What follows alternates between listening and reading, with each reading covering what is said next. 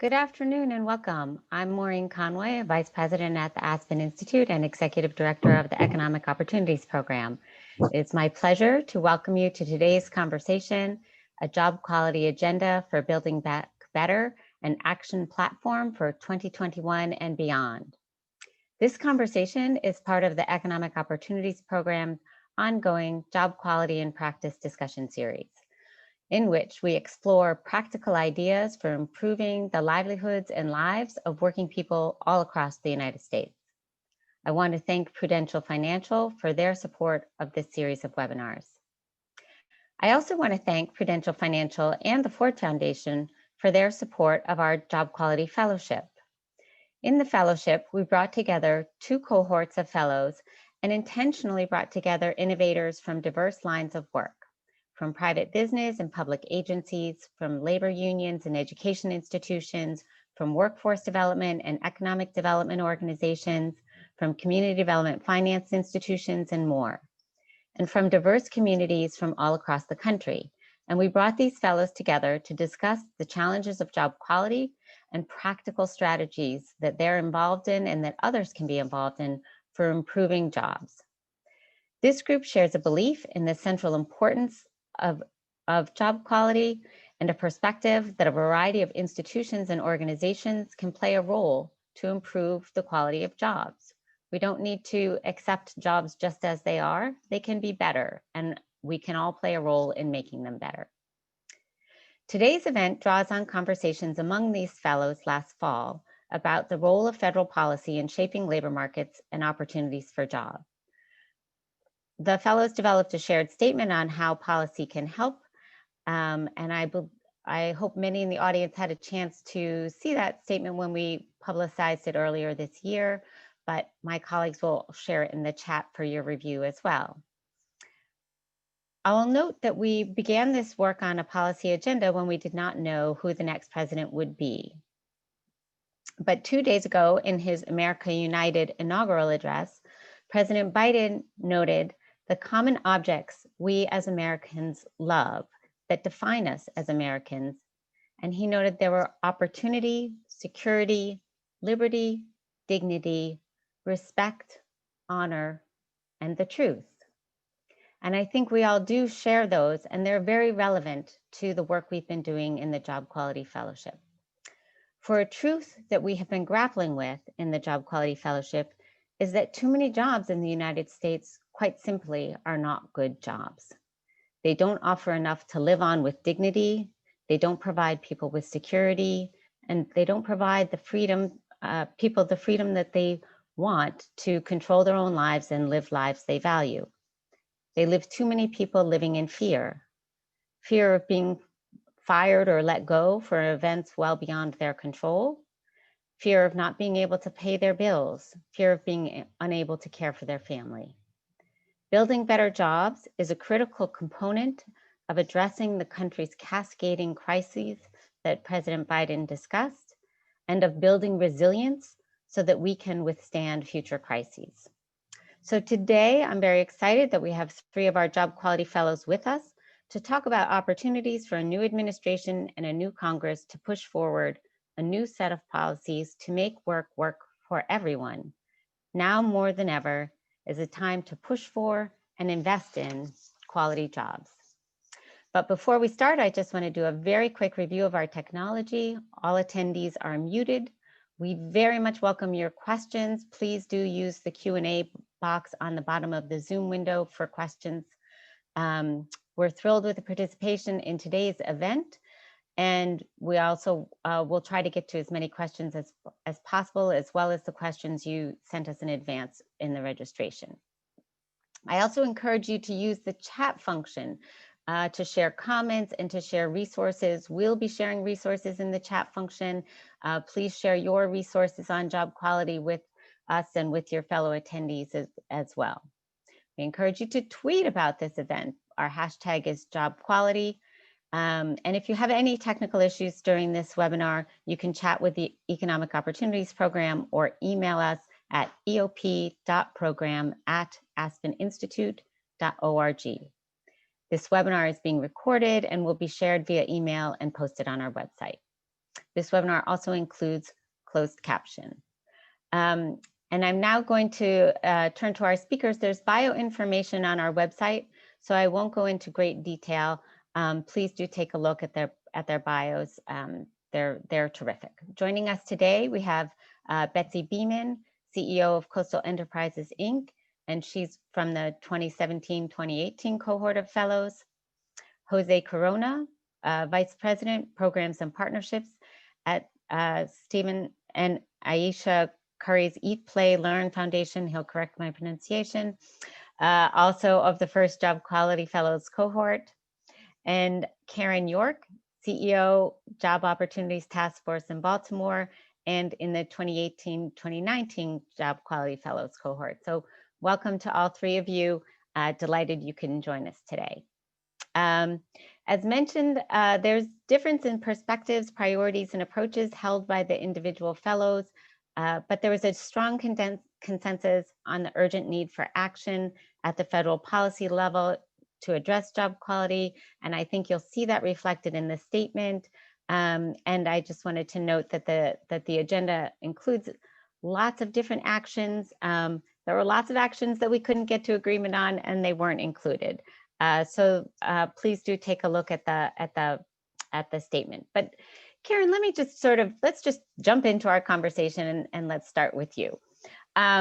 So in Baltimore, Baltimore is a great city, love Baltimore, but it has long suffered from high levels of income inequality and a concentration of women and people of color struggling with poverty or near poverty.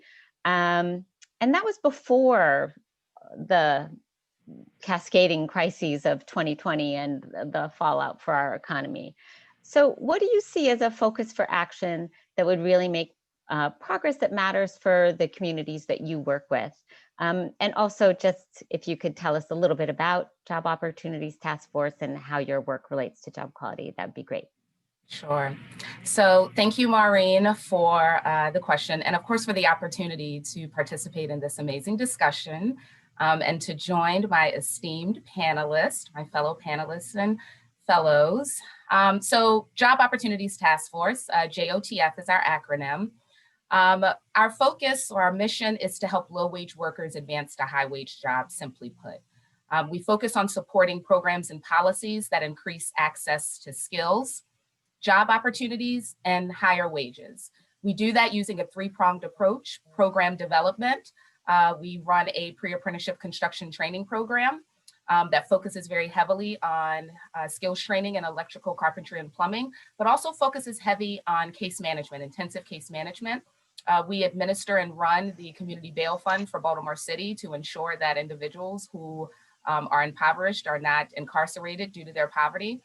Our programs then inform our second strategy, which is public policy advocacy, where we have success and a track record of advocating on behalf of a number of things that speak to job quality, particularly worker supports and benefits. So have been in the forefront of efforts to most recently pass the Maryland Healthy Working Families Act, which allows for paid sick and safe leave for Maryland workers. We round our mission out with research and public education, where we are providing research and statistical information and educating the public that includes policymakers, but also business leaders and the general public. And so, in our 25 years, in our past 25 years, our focus has always been job quality. Quick shout out to JOTF. This is our 25th anniversary, so I always have to get it in when I can.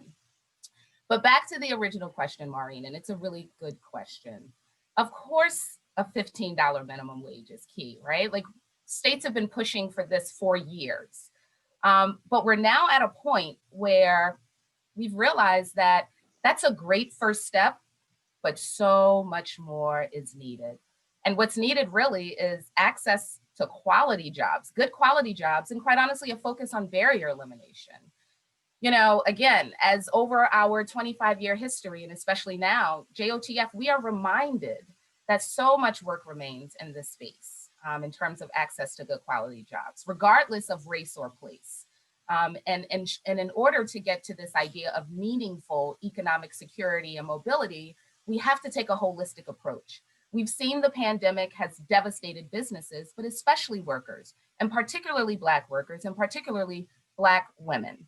And as such, we've found a need for a greater focus on access to things like paid leave, right? Even though we may have existing laws, we're finding that they're woefully insufficient, given that we've navigated a pandemic and many workers were shut out from being able to benefit from our existing leave laws. We found a focus or a greater need to focus on higher wages. I know we are all familiar with when, there was a need to really rely on unemployment insurance. There was this narrative around, oh, nobody wants to work because they make more in unemployment. We need to talk about the fact that folks weren't making enough in the first place. So the fact that unemployment is even a better option than regular wages, that's a completely different discussion that needs to be held. And then, of course, there was a greater need and focus for elimination of those policies that are effectively criminalizing and penalizing many of our poor communities of color. And so the real change that is required, it requires real work, and it requires a holistic approach. And, I'm so happy that you raised Baltimore, my hometown, town that I love. Baltimore stays in the news, right? And it usually stays in the news because of, all of the horrible metrics that is not particularly unique to Baltimore City, but it's more so pronounced in Baltimore City. I love Baltimore, born and raised, and made it a choice to stay here. We're a beautiful city, vibrant, resilient. But the majority of our workforce in this predominantly Black city is struggling, whether they are unemployed or underemployed. And many have been complicated, or many of their challenges or opportunities are complicated by the fact that they have criminal records. And it's been this way for decades. And so we've always known that there were structural inequities that existed, but the pandemic has exacerbated that, making it very difficult to even ensure that folks get access to jobs, but especially good quality jobs. And so that's why there's such this urgent need for a conversation and real action around better jobs and more of them. It's not enough just to say, we need more jobs to get folks into the workforce, because we're finding, at least for my constituencies, they're not staying in the jobs. They're not able to sustain their employment because of all of the different barriers that they must navigate. But also, we have to think about how many of these constituencies, many of these workers are struggling with things that lead to stress, and stress that results from lack of finances, stress that results from health disparities, stress that results from lack of affordable housing and the like, all of which has been exacerbated by this pandemic. And so the only way that we're really going to reimagine what this whole thing called workforce looks like for the future is for us to make sure that we are prioritizing with fervor this idea of good quality jobs.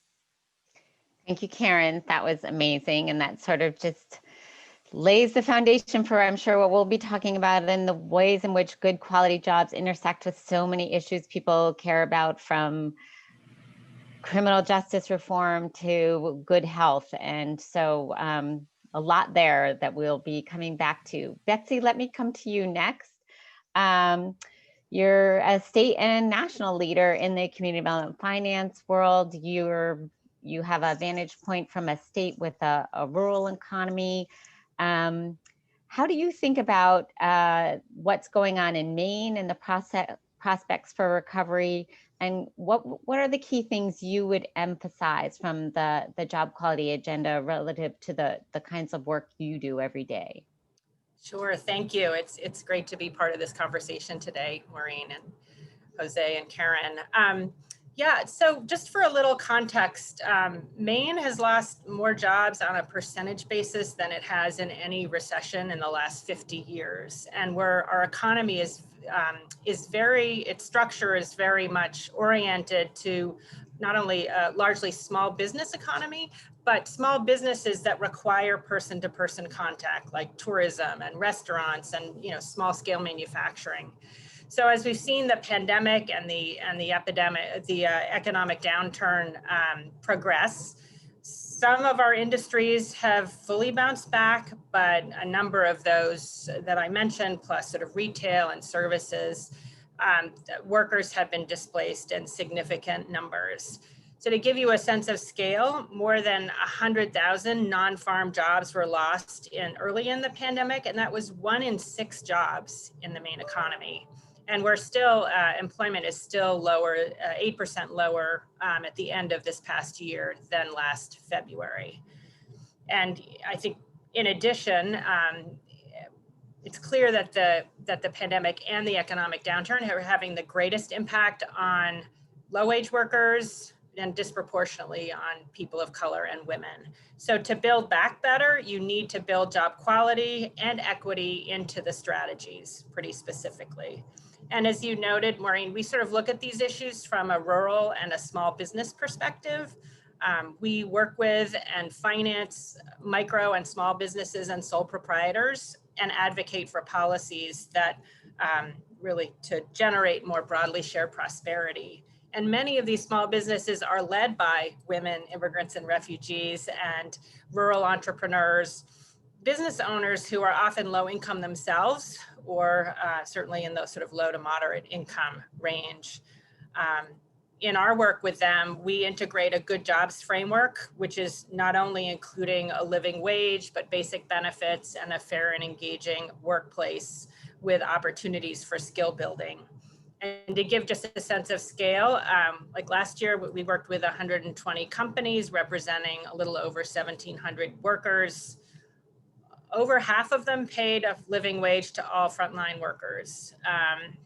Almost 3/4 provided paid time off, just under half provided health insurance or benefits, and 90% provided access to skills training.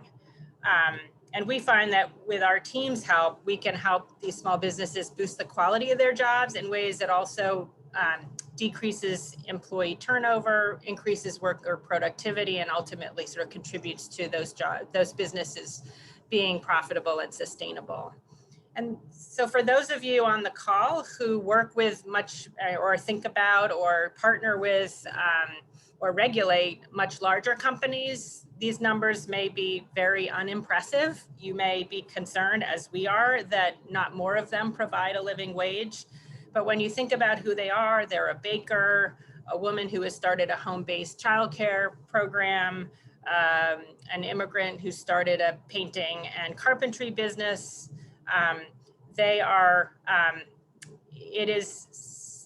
often don't have the expertise to know how to improve the quality of their jobs on their own, or even evaluate, whether a fintech lender is, their interest rate is reasonable or not. And they are also, as I said, often low and moderate income themselves. So we work with them to help them raise the quality of the jobs for their 1 or 2 employees or their 10 employees, and have actually found that, that those improvements can help their enterprise be more sustainable. So when I look at the job quality agenda that the fellows all came up with, certainly job quality standards are I think, a number of them are listed there, are really important, whether it's access to health insurance or through a plan or a stipend, or access to savings and retirement plans, the public procurement standards. Those I think are all very important steps to take. I think our perspective brings to it that it's not enough to set the standards, but we need to be helping small businesses meet the standards. Because in a state like Maine and many states across the country, more than half of people actually work in small businesses. The last thing I would just say is that there may be some great lessons from state policies around job quality that have been bubbling up over the last 5 years or so. Maine has increased our minimum wage progressively over the last 4 or 5 years from $7.50 to $12.15 an hour, and it's now going up linked to inflation. And we just enacted a paid leave law where all workers in businesses, I think with over 10 employees will earn an hour of paid leave for every 40 hours worked. And that doesn't have to be for medical. It's for the purpose that employee needs. And I think all of us understand the importance today of, if you think you might be sick or that someone in your family might be sick, having that paid leave would be critical. Last thing I would just say is that 2 things not on the agenda that I'd say from our perspective are important is that with the dislocations in the economy, a greater number of people will need to probably change jobs or even change employment from one industry to another, and they're going to need access to skills training and credentials that are valued in the workplace. So increasing investment in apprenticeships and job training. But also, I think with the wrenching changes in the economy, employers will need to access capital and business change expertise and entrepreneurial people who see new market opportunities as restaurants change, as we need more technology of different kinds, et cetera. We'll need capital and business advice to start new companies that will be able to employ people who have lost their job in the downturn. So I'll stop there. I've probably gone on too long. No, that was great. That was great. I really appreciate you sort of bringing all of that in, and particularly the sort of the perspective of small businesses, because I think there's a lot of complexity in sort of bringing a job quality agenda with small businesses, particularly in this time when small businesses are struggling. But I appreciate you sort of saying it's not sort of a zero-sum kind of conversation, that there's ways that it can be done and that strengthen the business, but there's a lot of complexity to that, and we really need to kind of think that through. So I really appreciate that. Jose, let's come to you next. So again, a very different kind of place that you hail from, coming from the Bay Area, which is a different kind of a city, and certainly not rural. So just would be great for you to sort of share with us a little bit kind of both what you see as you have been a sort of a key advisor to Oakland's mayor, and now you have a different kind of a work that you're doing at the foundation, and sort of from the perspectives that you bring to this conversation, what you see as one of the key parts of the agenda, and just, in general, how you see job quality kind of playing out right now and where you are. Yeah, thank you, Maureen, and thank you to the Aspen Institute for having me participate today. I've been following a little bit of the chat, and I see a lot of old and new friends from the past, and so it's good to see you all everywhere from Oakland, my hometown, to all over the country. So welcome, and I'm glad you chose to spend your time with us today. You're right. I've primarily been in a path of working with small business, economic opportunity, workforce development in my past, and now being with Stephen and Aisha Curry's foundation, Eat, Learn, Play, that's really focused on the three pillars that we believe create a healthy, wholesome child, which is access to nutrition and education, pursuit of a quality education, and access to safe, healthy places for young people to be healthy and active, and leveling the playing field around access to sports. So even though my current role may seem very different than my past, I'm still the same Jose with the same values. And I always try to bring my perspective and my path in life, which has always been focused on bringing and creating and opening up opportunities for people that don't have them. And I'm doing so in this capacity. And even though we're not focused on job quality or workforce, we're finding our ways to really integrate that. We have to start from very young ages, from young people, to shape their minds and passions around how they want to pursue the life. And especially in a region like the Bay Area, which is, historically, traditionally known as a tech hub that produces tech talent and produces a lot of wealth in those industries, we know that not everybody benefits from that wealth. Even in my hometown from Oakland, California, where you might be living in Oakland and there are some great tech companies that are moving into Oakland, you might be living blocks away from that company, but you're thousands of miles away from that opportunity of accessing a job there. And I think it starts by how we help prepare young people to access those jobs. I think there's also, the Bay Area is really known for just the wealth creation and innovation that comes out of here. But when you look at it and you look at certain industries, not all industries are thriving. As Betsy was describing, if you're a small business, if you're a childcare owner or childcare provider, you've seen through this pandemic that your work as a childcare center or as a childcare owner is hugely valuable. And even all those people that work in these tech centers, now that they're finding themselves working from home, finding themselves be their own childcare for their sons or daughters, they've seen firsthand the importance of that work. And I think it's right now, we're ripe to ask that question. What do we value in work? What do we value in the industries? And historically, childcare providers have not been well compensated. They have not been, and this is just one example, one industry that I'm talking about, but it extends to grocery workers, to restaurant workers, to so many other small business owners that that actually more people, as Betsy probably knows and can cite the stats better than I can, more people work in small businesses than large businesses in this country. Yeah, but those are the ones that are more adversely affected. So for me, the way I look at it is figuring out what does it mean to have a quality job? It goes beyond the living wage. It goes beyond the benefits. It goes beyond the safety environment. It really goes to the issue of agency. You know, can I bring my whole self to this job? And do I feel empowered to be in this job? A dignity, which is, am I respected in my job? Do people value my work and my contributions to the work? So I know these are kind of idealistic, but you can't just be, you know, as Karen said, it's a good start with wage. And if we're going to improve the minimum wage to $15, that's great, but not sufficient. We got to go beyond that and really look at the issue of wealth creation. How are we helping individuals build wealth? So as you look at how we see this as an opportunity to transition business, you know, small businesses have been really affected. And the great thing that I've been seeing in the city of Oakland, that I also co-chair the mayor's Economic Recovery Advisory Council.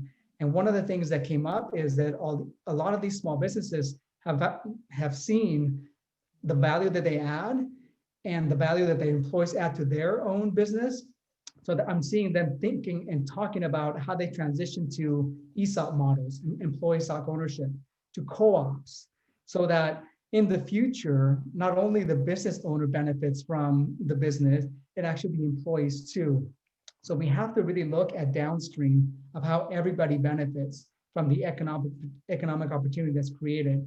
So whether you're in tech and you're in working at a retail industry, we have to really look, and as a society, I think we have to look at the value of the work. What do we value is there equity in that value? Just because someone is a retail worker and working in the grocery store doesn't mean that their work or contributions to society and the economy are less than a tech worker that's bringing out, you know, innovations like a Zoom, for example. So I think we need to be very mindful now about how do we value work, and the quality of that work comes with it.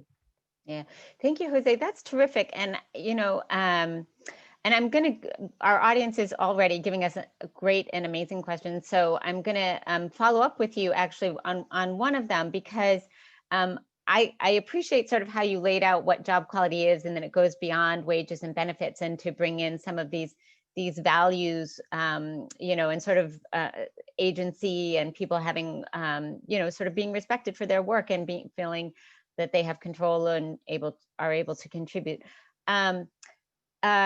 So one of the questions from our audience was about sort of, is job quality in some sense at odds with capitalism?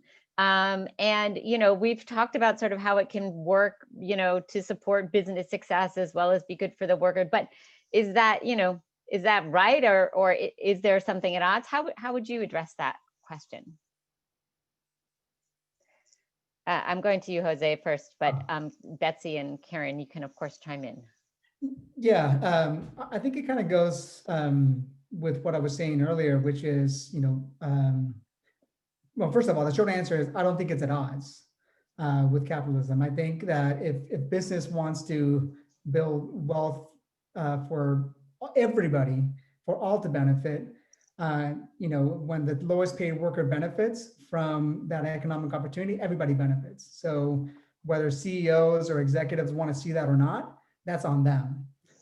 So if they want to see the value of how they're creating a better workplace and a better opportunities for all of their employees up and down the chain of their organizational structure, then it's really on them. If they don't see the benefits of why a low wage worker and improving their health or the quality of their job is important, then, shame on them. And I think that when you look at capitalism, the extreme of it is that, they want to keep wages low because the executives or the shareholders, if it's a public company, they just want accumulate more wealth for themselves and for their own. And that's why we have these huge disparities, because I don't think we're seeing everybody benefiting. And I think it's a huge values misalignment. And I think it's an opportunity for for not only young people, but just for workers in general to speak up and to really, in their own way, express the value that they bring to this organization or company. But it really takes a big culture shift in capitalism to have everybody benefit. And that change, admittedly, is going to be really, really hard, but I'm optimistic at heart. It's going to take a long time, and it may become expensive. And everybody from government to philanthropy to the private sector to the nonprofit sector, they all have to do their part. So it's a collaborative effort that gets to the idealistic world of how everybody benefits and how we're all equal and how we benefit equal and how all of our work is valued equally. But it takes a considered effort, and it'll be a feat in and of itself. But I think it can be done. But I can, again, if you think that improving job quality and capitalism is at odds, I think you really need to look at the mirror and really think about what values you want to live in your life. Yeah. And Jose, I really appreciate how you sort of talked about this issue of amassing wealth versus allowing more workers the opportunities to build wealth. It just reminded me of a conversation we had with Nick Hanauer, when he basically said the problem is, like in Monopoly, when one person has all the money, the game is over. So, if we want to keep things going, that can't be the end that we get to. Karen, I see you've unmuted yourself, so I'm guessing you have something to say to this. And so I also wanted to say that I wanted to throw another question your way, so you can say something to this, but also there's been a question about the benefits cliff and whether there are strategies to avoid the benefits cliff when you're addressing job quality, sort of, and that sort of as you push wages up, do people fall off the benefits cliff, and what do we do about that? And I thought you might have perspective on that as well. So now you have 2 questions. Sure. Thank you. So, one answer to both questions that I'll start off with is, when it comes to access to benefits, when it comes to good quality jobs, when it comes to whether or not, someone shouldn't have to risk their paycheck or their job because they got sick, we only really have this conversation and feel like the sky is going to fall when we're talking about poor folks. Like, let's just keep it all the way real, because that's what it comes down to. And just segueing into the benefits cliff conversation, what we're navigating right now is, having to constantly prove how poor someone is in order for them to get basic level rights and services. And so, just to piggyback off Jose's comment around this idea that when it comes to the shareholders and, just kind of focusing on their needs, right? When it comes to the shareholders and, the CEOs and all of those folks, we're not having conversations about good quality jobs because they already have them, right? They don't have to worry about whether or not wages will be lost if they get sick, right? They don't have to worry about challenges if they lose their job and being able to navigate an unemployment insurance system and all of that, right? Like that's not a thing for them yet. But when it comes to the folks who need it most and who are going to be the least likely to be able to navigate and overcome even 1 month loss of wages, right? Or even before 1 month's loss of wages, right? Just like a week's worth of wages, right? Then it's like, we have to pay them? You mean to tell me that they can earn sick leave and they get sick and they don't have to come into work? What world is this? Socialism. That's literally what's happening here. And it's extremely frustrating because these are the individuals who, they're not asking for a handout, even when it comes to the benefits cliff, right? When we even talk about access to benefits and being able to allow folks to stack benefits, right? We're not talking about folks being able to roll in the dough, like they're just gonna be like making it rain on everyone with like temporary cash assistance and all that. That's not what we're talking about. We're talking about folks who need these benefits in order to live. And let's be clear, many of the individuals don't even want the government support, right? They wanna be able to have that step up so that they can be self-sufficient. And so this idea that, oh my goodness, we can't give them too many benefits. What?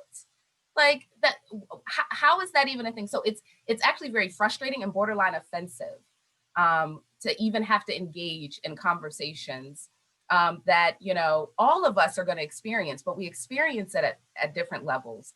And so I refuse to even accept this idea that job quality goes against capitalism. I mean, first of all, just the idea around capitalism in 2021 and beyond, right? Like, I mean, that's a totally different conversation. But we're not even there yet in terms of like grasping the idea of job quality. I mean, there are so many folks that even when we talk about workforce development, they don't really know what workforce development is. They'll say things like, we need more money for workforce development. Our workforce agencies should be doing more. And then you realize that your workforce agencies are actually woefully underfunded.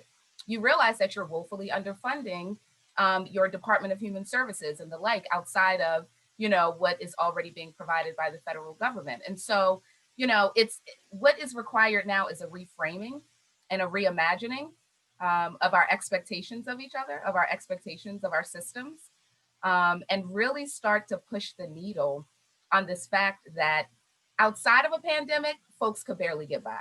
We've seen what a pandemic has done to folks in terms of jobs, in terms of food access. Come on now, it wasn't just folks who, you know, were on the, you know, the bottom of the barrel, horrible, you know, example, but, you know, it wasn't, we saw like many who would qualify as middle class workers and families, right? That were having to stand in these long lines for boxes of food. Childcare, that's a whole other webinar that we're gonna have to talk about. We're gonna have to just have one solely dedicated to that one. Affordable housing, evictions, are we really having a conversation? We really need to have a conversation about evicting folks in a pandemic when they've lost their jobs. I mean, or you had folks that were like, well, if we're not gonna evict them, maybe we'll just raise the rent. What? Then that means they're gonna be evicted. And so all of these things tie into this idea of good quality jobs and how can we ensure that folks are able to support themselves and their families safely, but in a way that also contributes to what we like to give lip service to, but in no way, shape, or form have we ensured that is realized to every resident in the United States of America. And that's that thing called the American dream. Yeah, thank you. That was great. I love that you're sort of talking about really job quality is fundamentally how we choose to treat each other. Yeah, I couldn't agree more. And also I have to say that just matches my experience in having done many focus groups with people who are trying to go to various training programs and things to get to work. They really do want to earn their living, and sort of the idea that they don't is I agree. Offensive. Is not doing them justice for sure. Betsy, I want to come to you with a question, and that's been upvoted many times. So good job, audience, using the Q&A upvote. What would you say to critics, especially policymakers, who argue that businesses can't afford to improve job quality right now, but should only seek to preserve jobs? And of course, others can comment on this question as well. But I'll let you start. Well, I'd say, one response is, and this would be both before the pandemic as well as during the pandemic, is that we have found in working with small business owners that there frequently are steps that they can take that improves both the quality of the jobs that they are offering or growing, as well as the profitability and success of the company. That one doesn't need to look at these as separate at separate issues. We started a couple years ago to track data on the businesses that we work with and that we invest in. And interestingly, for example, with our venture fund investments, we've seen that and it's correlative, it's not necessarily causation, but having the data is the start. It shows that those companies in our portfolio that either were providing higher wage jobs or improving the quality of their jobs actually had higher growth in revenues than those companies that did not. So we're starting to sort of look to build a foundation of data and evidence that investing in your employees and having good quality jobs can improve the prospects for your business and increase revenues and profits. To do that in a way that proves causation, as folks know, it takes time and data and analysis, but we're being very careful and methodical in collecting that data and showing that. Yeah. And I guess the other one, and this might get us sort of down to some of the next part of the conversation, is that I think, especially from a rural and small business states perspective, a state that has lower than average GDP growth, lower than average wages, that it's really important to situate the conversation about job quality in a broader sort of strategic and sort of equitable approach to economic recovery. That in order to have an economy that can provide higher wages and better quality jobs, we need to be making investments in innovation and entrepreneurship, as well as the sort of social infrastructure that needs to support businesses, whether it's investing in access to affordable and good quality childcare, investing in broadband internet access, investing in affordable housing, et cetera. That we shouldn't be forcing all of the quote unquote costs on small businesses when there are these broader social, when we have the sort of eroding safety net and ecosystem within which these small businesses are operating. Yeah, great. I just want to comment on the evidence point, because I know a lot of people have worked sort of on this, and we've actually worked on this looking specifically at small manufacturers and did a report showing that, in fact, the ones that are attentive to job design do better. There are, there are complexities, and proving causality is very hard, but we can see how those mechanisms work within organizations. Did you want to say something else? Yeah, I'd say one other thing is that a lot of these things don't cost much money or don't cost any money. I mean, Jose said, treating people with dignity is not expensive. Providing people with 2 weeks of notice for their schedule reduces costs and stress for low-income families, and most likely costs a negligible amount or nothing. Having at least a performance review conversation at least once a year doesn't cost much money.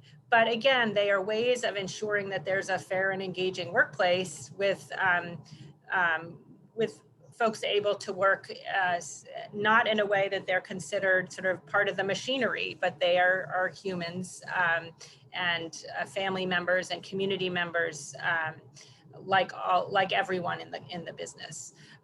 So that's just another point that there's often a bit of a false dichotomy or a zero-sum game kind of framing, even around, as we all know, around wage levels. Oh, if we raise wages, we're going to go out of business. Well, we've seen, as I mentioned, Maine has significantly increased our minimum wage over the last 5 years. And yes, it took place during a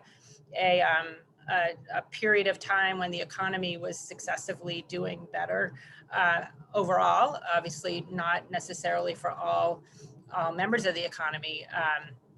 But it is all of the sky is falling. Half of our businesses will have to close if we raise our minimum wage. None of that materialized. Yeah. Great. So on the sort of minimum wage and regulatory things, I'm going to go to this question, which is, what role do you see for legislative and organizing efforts to improve job quality? Both routes can be effective, but it seems to me that legislating labor standards can potentially reach more workers, but doesn't necessarily build their power in the workplace. So that's one of the questions that got several votes, and I'm wondering if you all could comment both on sort of legislative advocacy as well as your view on sort of worker organizing. Are those things in opposition to each other, complementary, and what you see as the role of those? I'll start. I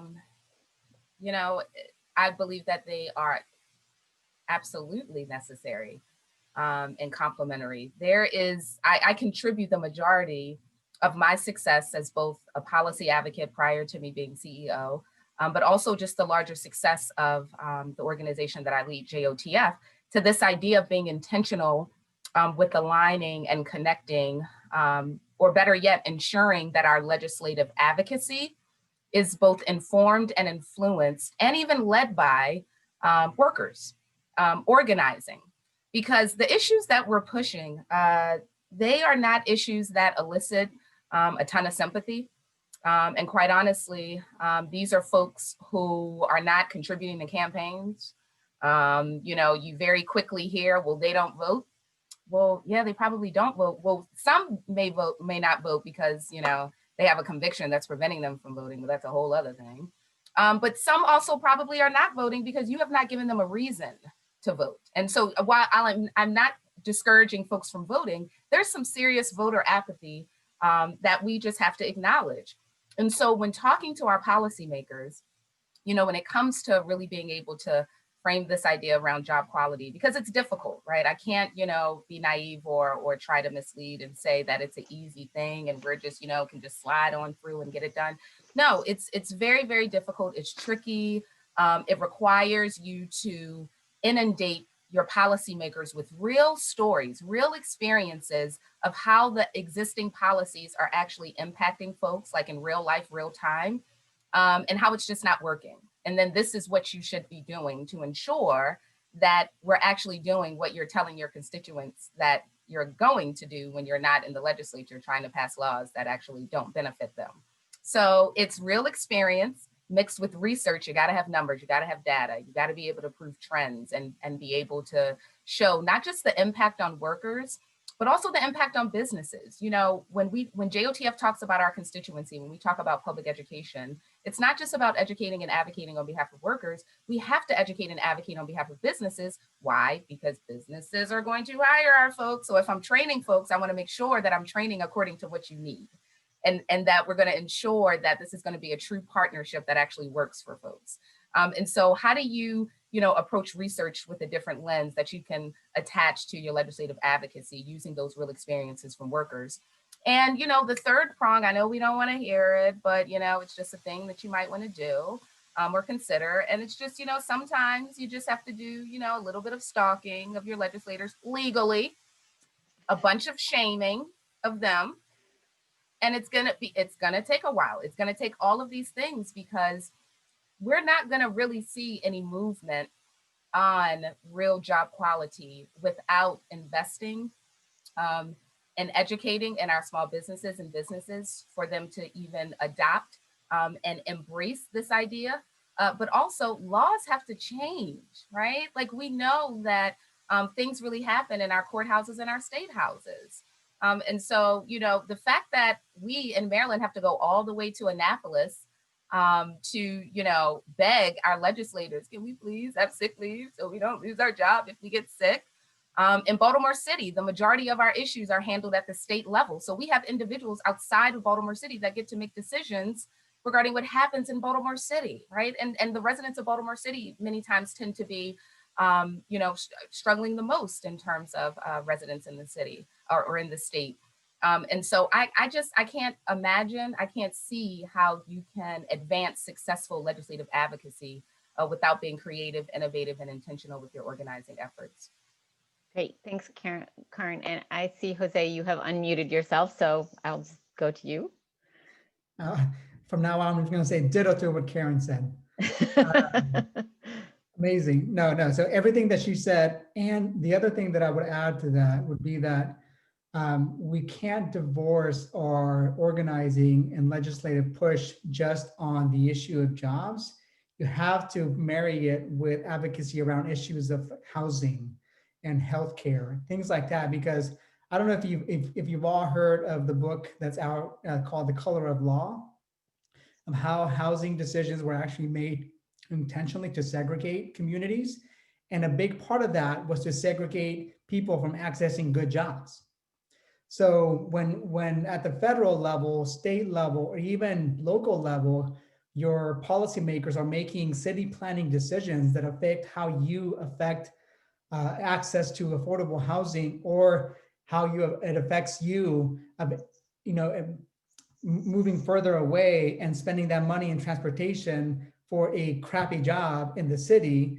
It's all connected. So when we're thinking about our legislative policies and approaches, it just can't be around the job and the wages and what we think right now is just job quality. Housing, healthcare, and other issue areas need to be taken into consideration. And I think it starts with holding your local policymakers accountable on how they make city planning, city building, land use planning decisions of where they're going to put their housing, where they're going to put the work centers. And I think it also brings it to how we bring, worker hubs to rural areas. I am a son of farmers. I grew up in a farming community called Watsonville, California, and farmers are another issue that I think we could have another webinar around job quality for farmers and work for farmers. So I think that's another, but my point there is that we have to also think about how we connect rural communities to these job centers by bringing those work hubs to them, or making it easier for them to access, whether again, it's transportation decisions, infrastructure improvements and investments. So my point is we have to invest in different efforts around different policies as well. Yeah. Great. I love that. And I'm going to go to this next question because it's also on a topic that I think is so important. It brings up these issues of narratives, right? And sort of the narratives that we have about different things and why they are, and that have us accept them rather than question those narratives and sort of interrogate the narratives. And what does that mean for, if we shift those narratives, how does that create space for us to shift our practices? And to shift our expectations for better. But so I love these narrative questions. And this one is specifically, are there strategies that combine advocacy and narrative change efforts to lift up Black and Brown workers as valuable assets to businesses? And I'll ask all of you to weigh in on this. And Betsy, I think I'd ask you to also think about what are the narratives we have about rural areas and rural opportunities in this as well. But Karen, you want to start? Sure. I think it's important to acknowledge and recognize that before we can even talk about changing the narrative for Black and Brown workers within the workforce space, we have to acknowledge that there is a very strong negative narrative of these populations that exist just in general. And so being able to even have the conversation about providing quality jobs to workers who identify as Black and Brown, before I even get to that, I have to navigate through, these narratives of, well, do they want to work? And, if there's any interaction with the criminal justice system, of course, there is just a ton of images and narratives that come with that, not realizing that many of our individuals are being criminalized and penalized because they're poor, whether it's the cash bail system, child support, unaffordable auto insurance. We have individuals who, are finding that even their interactions with the criminal justice system as a result of their race and ethnicity is then leading to complications in their immigration proceedings, which then of course exacerbates any type of workforce, opportunities that you're trying to navigate. And so I say all this to say that I just want to make sure that we're really clear about the different narratives that we have to like peel away about this particular population before we can even talk about something like job quality. And so because of that, and because we don't have much time, and the attention span of many of our policymakers are like, you kind of have to do it all at once. And so for myself, who's a Black woman, born and raised in Baltimore, many of the challenges that I advocate on behalf of, family, friends, my own hood, see it every day. So I can't talk about, or I can't try to change the narrative around why this particular population needs special access to job qualities without dismantling or just simply trying to undo the very offensive, disgusting narrative that is framed for this population in and of itself. So I got to combine it. I got to do it all at once. I got to make sure that, I'm saying things like, no one's asking for a handout. We're not telling you to put Black and brown workers at the front of the line. We're just saying, can they get in line? Can they, at least be able to be competitive with other folks? How do we, just being able to get folks to that point of thinking that, yes, there are differences due to, yes, race and ethnicity and sexual orientation and all of these different things.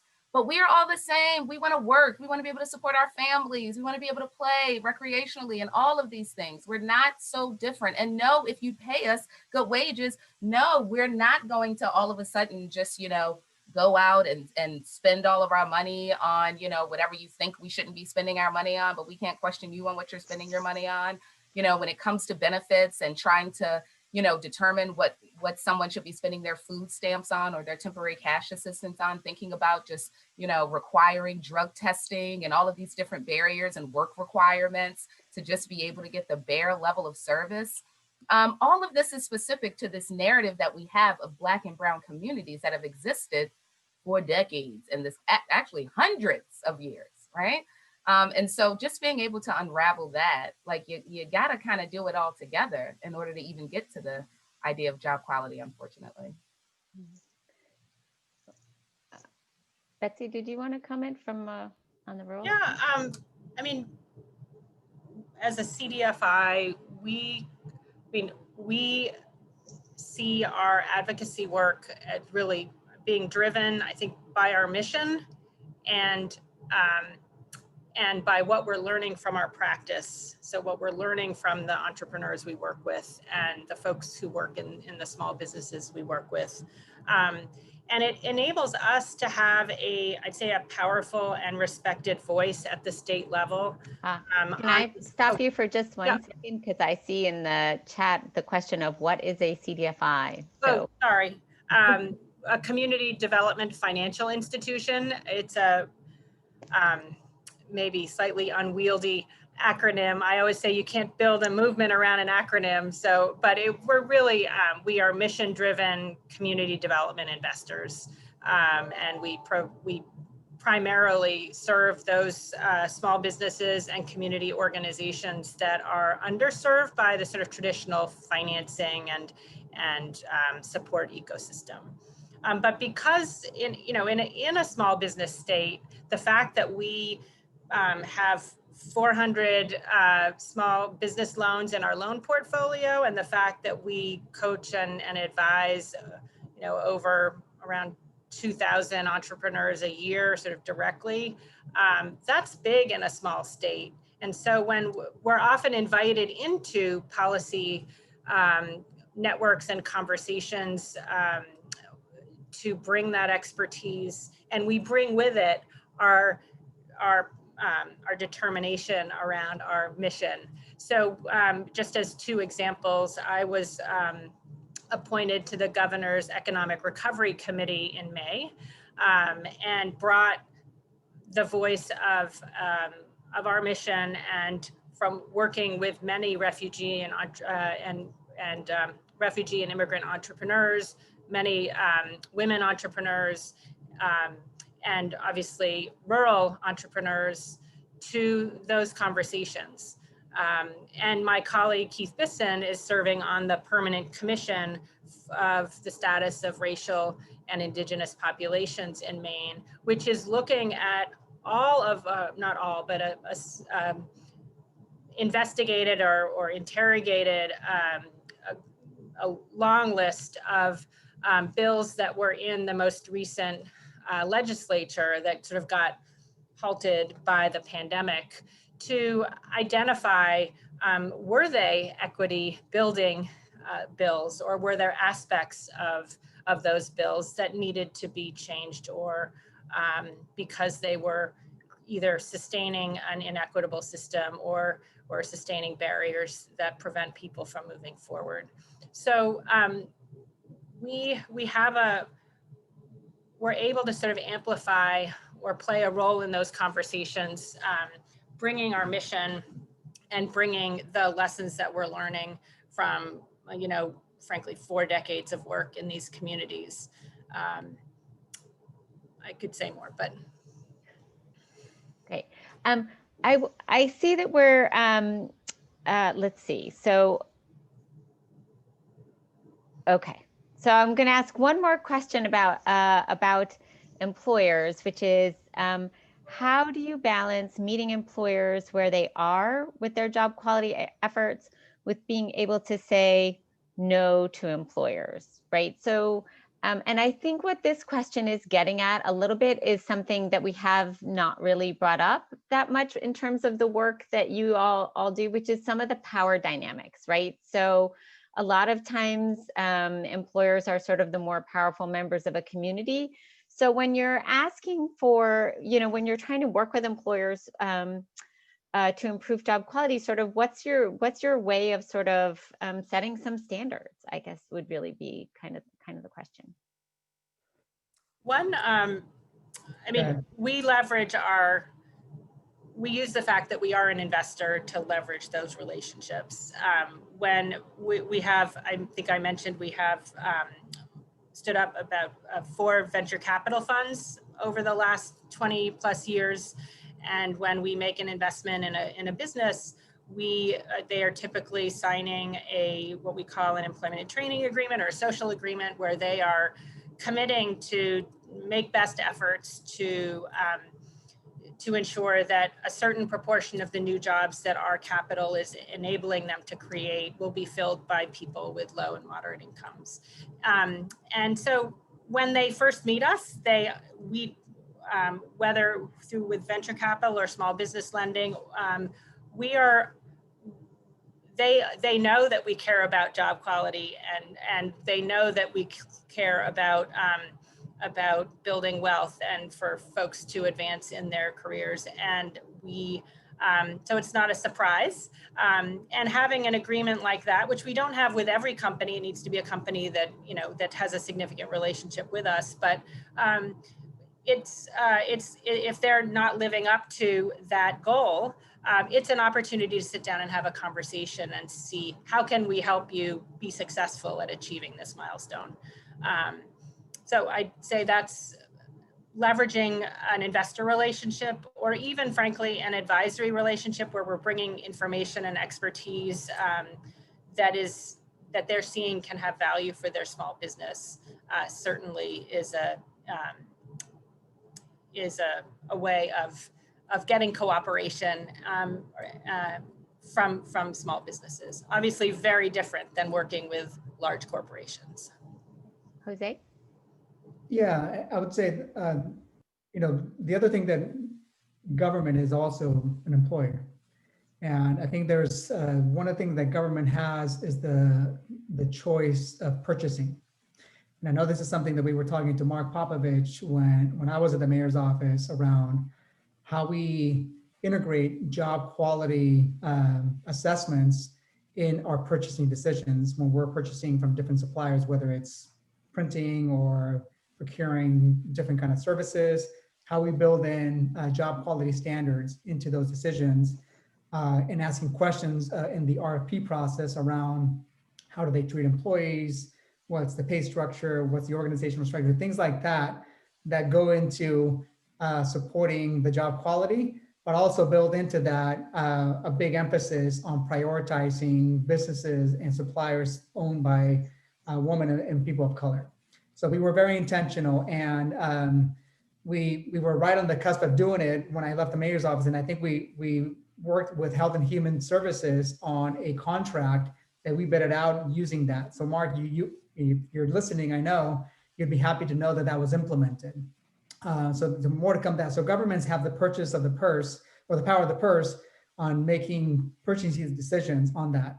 I think the other thing around employers, and I'll cite another local example, Kaiser Permanente, a healthcare company here in the Bay Area that has done a really good job of really looking at and identifying value versus cost. Most employers bid out their procurement based on the cheapest contract or the cheapest service that they can get. And I think what Kaiser has done well in how they're looking at their supply chain is looking at the value, again, prioritizing small businesses and carving out certain contracts that are targeted to minority-owned businesses and women-owned businesses. And within that, building in quality standards and job quality standards. I think there's examples out there, and I would cite Kaiser Permanente as one of them that has done that really well. Those are only some examples, but I think it's really kind of again, is how do we use examples of big corporations like that? And instead of us, organizers and people that believe in this, advocating to other businesses, is how do we get Greg Adams, the CEO of Kaiser Permanente, advocating for how they're doing things to other CEOs. So it becomes a peer-to-peer almost pressure, because we know it takes that. It takes the organizing, it takes the peer-to-peer support, and it takes legislative action on. So how do we triage that effectively and in a coordinated way to actually get that work done? Great. Thank you, Jose. I love that you brought up so many of the different sort of levers to create change in that. And also the way that institutions, it's not just private companies that are employers or purchasers, right? But we all have employees and we can think about their job quality, and we all interact, have market-based interactions, and we can think about how we do them with a job quality lens. So I see we're coming to the end of our time, and I wanted to just ask you all basically a future looking question a little bit, which is, we started with a conversation about, we have a new administration. We're hoping that they will center job quality in their policy agenda in a variety of ways. And I just wanted to ask you each to sort of speak to what's your sort of big hope for a change at the federal level in terms of what you think would have the most impact in improving job quality. And then if you have sort of anything, we have a terrific audience here. If you have any sort of piece of advice you'd want to share with them about what they can do to advance job quality in their communities. So I will let you, Karen, you're unmuted. Do you want to go first? Oh, sure. I didn't realize I was on mute, but I'm ready. Okay. So hope. I have so many hopes for the future, right? We have a new administration nationally, but also in Baltimore, we have a new mayor. He's young mayor, and he's one that gets it. But, many times it doesn't matter who the new face is. They're going up against systems, and these systems are based on profits. And many times those profits require certain constituencies to go without, or certain constituencies to be exploited, to the benefit of others. And so, another administration looking ahead, what's the future going to look like? Whether it's just economic opportunity in general, or where we're talking about something more specific like job quality.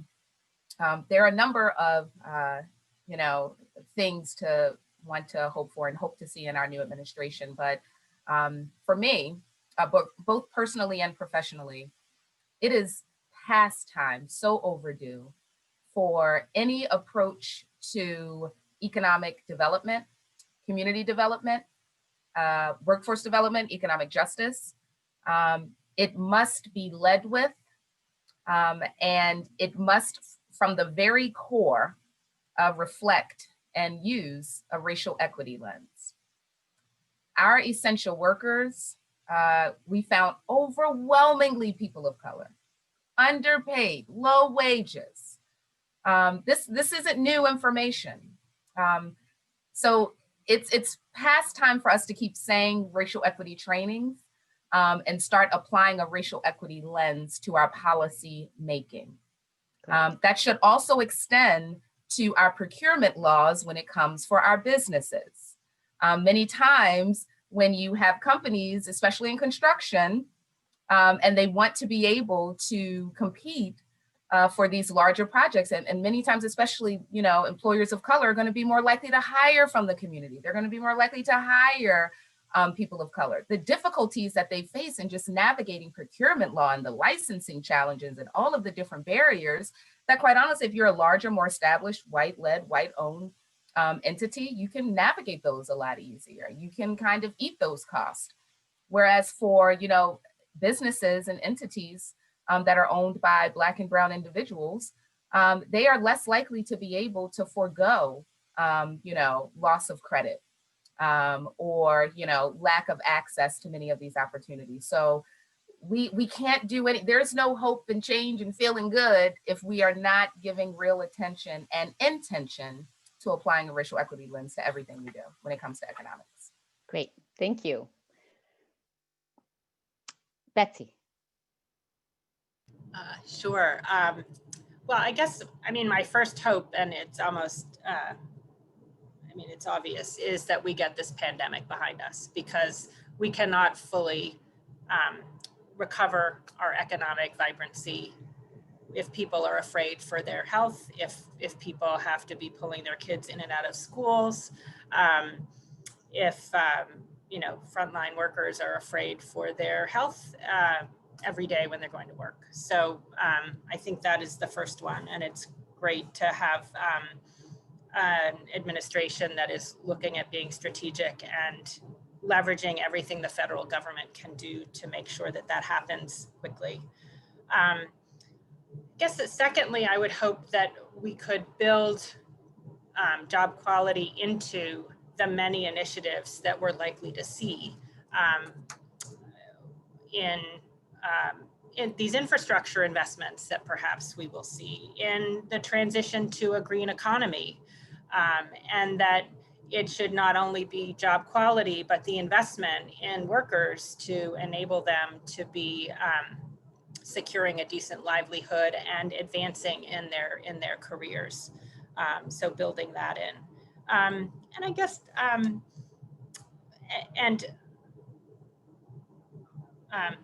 if I didn't say that explicitly, building that doing that, as Karen talked about, by applying a racial equity lens will be very important to do it in a way that is successful. So we will need to do that. Finally, especially for, I'd say, the rural regions of our country, I think we can only be successful if that is also done within investing in innovation and entrepreneurship and those broader sort of social infrastructure like childcare and broadband internet access. That without making those kinds of investments, we won't see higher wages, we won't see the kind of multiplier effect that you get from those types of investments. And they will be, by definition, incomplete, because if folks don't have access to childcare, they will not be able to fully participate. And so we won't have the benefit of sort of tapping all of the talent in this country and of folks who are coming in later years to this country in that effort. Jose? Well, thanks again for having me. I'll be quick because I know we're running out of time. I would say three things. One, let's not forget about our youth. And maybe it's because I'm more close to them right now in the work that we do. I think one of the things that we should be working towards is helping them ignite their passion and their creativity and turning that into opportunity, whether it's economic or social or both, or how do you marry that? But I think our youth, I mean, we often say it, They're our future, they really are, and I really believe in them. So we shouldn't leave them out of the conversation. They're a big part of how we're going to shape our future. And second to that is in igniting that creativity and passion. Let's really be objective about it. Whether they want to be an artist or a writer or a plumber or a retail worker or a tech worker, we have to support them that, and we have to value that passion and that work equally. So just because they want to be an artist doesn't mean they're not the future of work. So we have to be really careful about how we define the future of work. Often it's really couched as code for tech or artificial intelligence or things like that. But the future of work is everything around us. So we should be expansive. So when my advice to the, whether there's government workers in the Biden administration or any administration, is when they talk and convene task forces around the future of work, that it's not all tech, because that's where we just become really narrow in our thinking. It has to be really expansive and it has to be diverse at all levels. I think that the final thing that I would say for all of us to think about is that as we're tackling whatever problem we're trying to solve, individually or collectively, be clear about what problem it is we're trying to solve. And at the same time, let's not try to boil the ocean, because it becomes impossible. Let's pick 5 ponds that we want to warm up and shine light on and do very specific things that will then, if we find 5 ponds, then turns into 10 ponds, that's into 500 ponds, it does start becoming the ocean. So we have to be patient, we have to be thoughtful, but we have to be very intentional, and we have to approach all this with a sense of urgency. Thank you. That's terrific. And that's perfect for a transition to how I wanted to close, which was with the words of an amazing young person who I think blew us all away on Wednesday, Amanda Gorman, who is an artist. And just the final words of her poem: "For there is always light, if only we're brave enough to see it, if only we're brave enough to be it." I share that with my thanks to my brave job quality fellows who show up to work every day with the courage of their convictions, to my fabulous Economic Opportunities Program colleagues who helped me put this together, and a particular shout out to Mark Popovich, who is my partner in all the job quality fellow work. And with gratitude and thanks to everybody in our audience for your tremendous participation in today's conversation and for joining us today. Thank you all for participating in this conversation and for being part of trying to build quality jobs. I hope you join us again next time. Thank you. Thank you.